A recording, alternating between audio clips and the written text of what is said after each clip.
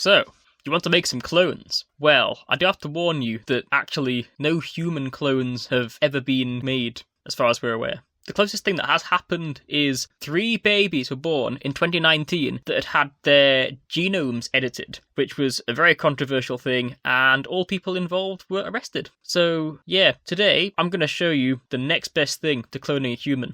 And that is cloning a rhesus macaque, or rhesus monkey, which is the closest thing to a human that has been successfully cloned.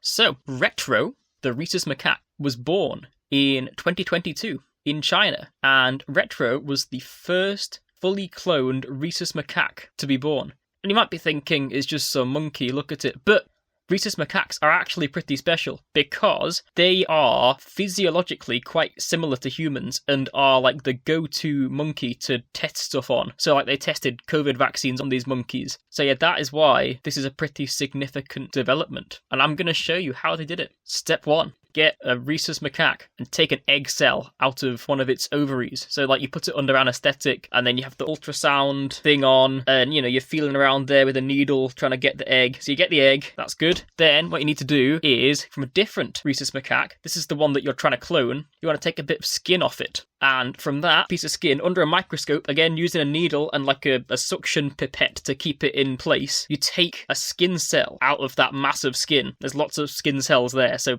that's pretty easy. Right, then you insert the skin cell into that egg from before. Don't forget about the egg. Insert it into that egg, again using a needle and the pipette, and then you have a clone monkey embryo, right? This is the thing that is going to become a clone, but we're not done yet. I'm not done. Don't you interrupt an officer of the crime. Now you may speak. But not about that. Step 2. Big steps, these. You take another egg from another rhesus macaque. You need a lot of monkeys for this. Again, take it out of the ovaries, usual method, bish, bash, bosh. Then, now this is a bit grim. It's all a bit grim, but here we go. Get another rhesus macaque and jack it off. You need to collect the semen from the monkey. And yeah, that entails exactly what you think it does. Okay, so then you basically lather this second egg cell in the semen that you've just collected in the hope of fertilizing it to make what is called an IVF embryo. IVF, you might have heard it helps you have kids if you struggle with that sort of thing. We're doing this, but with monkeys. And you might be thinking, hang on a minute. Oh, hang on. Hang the futtock on. We've already got the clone embryo. What are we doing this for? We'll get to that. Okay. Oh yeah, and if that doesn't work, by the way, what you can do is, again, using a microscope, you can get one individual sperm cell from the semen using a needle and directly insert it into the egg. You get, again, using the needle and suction pipette method, never fails. Well, okay, sometimes fails, but it's pretty good. Anyway, now you have an IVF embryo. So this is a bog standard monkey embryo, really, right? And you just got that in a little petri dish along with the clone one. Okay, now what you do is you take out the middle of the IVF embryo, which is called the embryoblast. So you take it out, again, needle and suction pipette, of course, and this leaves you with just the outside bit of that IVF embryo left, which is called the trophoblast. And it's just got a blank space in the middle of it, which is called a blastocyst cavity, or blastocoele. That's probably not how you pronounce it. Blastocele.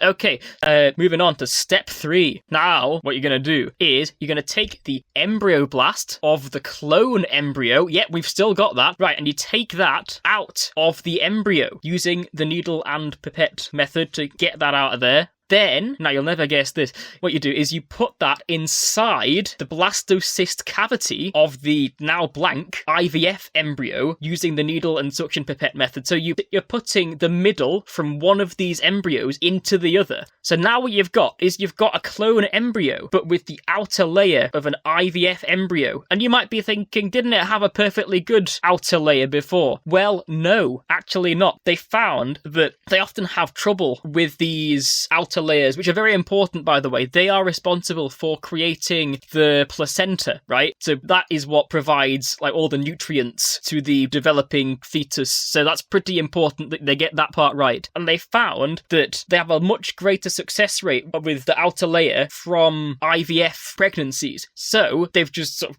cut and stick to that bit onto the one thereafter, the clone one, so now that's got a better chance of survival. So now you've got your finished clone embryo with the, with the bit around the outside of it, and that stays in a lab for a couple of days to develop. The cells divide, that's what cells do, that gets bigger, and then after these few days, it is inserted into a monkey's womb through a thin tube called a catheter. So that's passed through the vagina, and apparently that is more or less painless, which is good. This monkey that is getting this clone embryo into its womb, that is the surrogate mother monkey in this instance. And now you've got a regular monkey pregnancy, except the child is a clone of the skin graft monkey. Step 5. The monkey gives birth. Hopefully to a healthy clone baby. Not the clone of the monkey that gave birth, but the clone of this monkey whose skin we took. It's the least we could do, really, to give them a clone after that ordeal. So that is how Retro the Rhesus macaque was born. And this is a pretty significant development, as I said before, because these monkeys are used in medical research for things for humans, right? So if you found a Rhesus macaque that has, like, the exact disease or whatever that you're trying to do, like genetic disorders that you're trying to do some research in, it's going to take you ages to, sift through a jungle of these things trying to find another one that's got that condition. So you can just clone it, and then you've got 2 to do tests on, which is just better. Let me ask you a question, mate. How's business? Yeah, it's alright. What if I told you I could double that? Double what? Just double it. But it's still pretty controversial. A lot of animal rights charities are not really on board with this. They think that the pain that the animals are put through in this is not worth the results yet, because science hasn't really advanced far enough yet for this to be completely useful. But I can tell you that Retro the Rhesus macaque is doing just fine. I think it's a he, is 3 years old now? 2 years old maybe? And doing pretty good. And that's a ripe old age for a clone animal. A lot of these have got so many complications, things that go wrong with them, that's a good age to be at. So that's definitely a success. So if you were wanting to make a clone of yourself, and it would be pointless and unethical, but you could do it, this is how you would go about it, right? Rhesus macaques, as I said, are the most anatomically similar thing to humans that have successfully been cloned. But then someone looked up a tree and said that monkey looks just like me.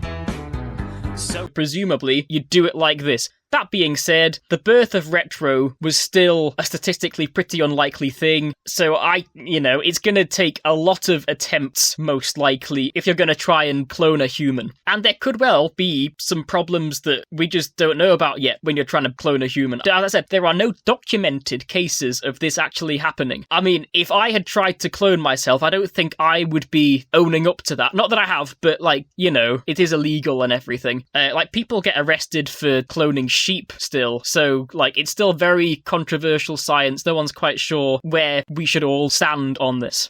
But yeah, that's my easy to follow step-by-step guide on how to create a clone of yourself. So yeah, have fun, but do not clone yourself, okay? Don't do it. I did not tell you to do this, right? This was your bad idea. I'm not even an accessory to the crime. I'm just in the video, right? Okay, this was not my fault. I think that's everything. Yeah, alright. See ya. So just the fittest of them all survived. On the Isles of Galapagos, I noted that giant otters had interesting shells, and I rode on them as well. Iguanas land and swimming meant my new theory was winning. It all led in the direction of natural science.